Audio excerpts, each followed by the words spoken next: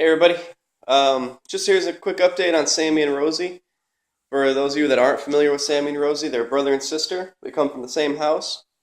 Um, Sammy is a 10-and-a-half-year-old Maltese, and Rosie is about a 9-month-old Black Lab. So Rosie is a typical Black Lab puppy, lot of energy, um, and that sort of thing. Sammy's actually a pretty good little respectful dog, but the thing is, these guys aren't getting along very well. Um, Sammy's kind of been the only dog in the house for a long time, and for that reason, he wasn't really too, I guess, accepting of Rosie coming in the house. And then Rosie, being a puppy, just doesn't really know any better and wants to play. And what it's turning into is a lot of fights, snapping, and that sort of stuff. So what I'm doing here is I'm going to stop these guys from playing together. And mainly how I'm doing that is I'm advocating for Sammy a lot. And right there, I was kind of waiting for Rosie to get the intent to play, and she made a really great decision on her own, so I didn't have to do anything with that. Um, so the way I'm doing this, we just finished a nice long walk. Rosie, come on. We just finished a nice long walk together, and unfortunately, this is actually the second time I've been able to give them free playtime. The first time, I actually screwed up the camera somehow, and there was no sound. So you might not get to see exactly what I was doing the first time, but what I'm doing is I'm allowing them free time to play and coexist and that sort of stuff, or just to coexist, but not to play. No allowing them to play right now. And so I'm advocating for Sammy and letting him know, hey, don't worry about anything.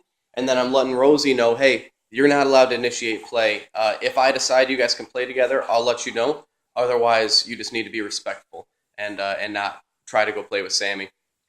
I'm using the remote collar for this. We did a ton of work with the remote collar this week with her, working a lot of obedience and that sort of stuff with it, so she got a really good idea of what it is. And now I'm using the remote collar to motivate her to stop the play. And I'm actually stopping that before she initiates play. So what I'm doing is I'm stopping the intent to play, not actually the act of playing. So I have Rosie on a level that motivates her to disengage. I don't know what that level is. I didn't look at my remote. I just turned the dial up until I found the level that stopped her, and that's one we've been working on. I'm not going to look at my remote. I'm not going to let you guys know what level it is, because really it doesn't matter. The thing is, we have to use what works for them. So, some people might say, oh, my dog's on a level 3. It's really great. I can use such low levels. Or, oh, your dog's on a level 25. You must have a real stubborn dog. I believe in using the level that motivates the dog, the lowest level that motivates the dog. And whatever Rosie's on right now, it happens to be that level.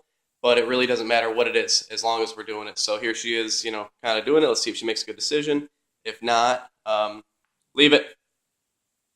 Right there. So started to want to play a little bit. Sammy was obviously feeling a little, leave it. Good girl, good. Sammy was obviously feeling a little bit pressured there. So I advocated for him and let him know, hey, don't worry about it. I will back her off of you. And then at the same time, Rosie is learning, okay, need to start listening to people versus just doing whatever I feel like doing. So still a little bit of work to do with her and Sammy, but we're just going to continue with what we're doing with the obedience, with allowing this free time, and I'm hoping that Rosie makes some good decisions. If she doesn't, I'm going to give her some real precise, immediate information using the remote collar to let her know that she needs to disengage play. And that should help Sammy's self-esteem quite a bit by advocating for him and letting him know that he doesn't have to worry anymore. So that should solve his issue with snapping and growling and barking at her just when she comes by. And then by doing this with Rosie, we'll teach her that she needs to kind of just pump the brakes a little bit. Don't just play and get crazy as you want to. If I want to allow that, I can allow that.